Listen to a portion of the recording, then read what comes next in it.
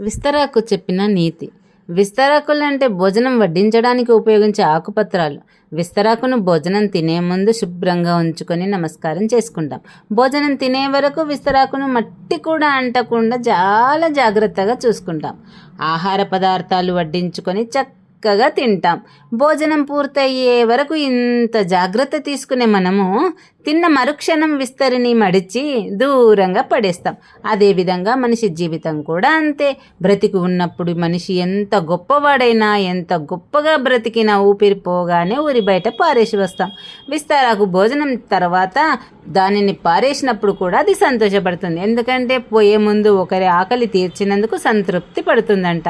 విస్తరాకుకు ఉన్న ఈ మంచి గుణం మనుషులకు కూడా ఉండాలి. సేవ చేసే అవకాశం వచ్చినప్పుడు మనమంతా సేవ చేయాలి. మళ్ళీ ఎప్పుడైనా చేయొచ్చులే అని వాయిదా వేయకూడదు. ఆ అవకాశం మళ్ళీ ఎప్పుడైనా వస్తుందని అనుకోకూడదు. ఎందుకంటే ఊపిరి ఎప్పుడు ఉంటుందో ఎప్పుడు పోతుందో ఎవరికి తెలియదు. అప్పుడు కనీసం విస్తరాకుకు ఉన్న తృప్తి కూడా మనకి ఉండదు. ఎంత సంపాదించి ఏం లాభం చెప్పండి? ఒక పైసా కూడా తీసుకుపోగలమా? లేదు. కనీసం మన ఒంటి మీద బట్ట కూడా మిగిలనివ్వరు. అందుకే ఊపిరి ఉన్నంత వరకు నలుగురికి ఉపయోగపడే విధంగా జీవించాలి. ఇదే మన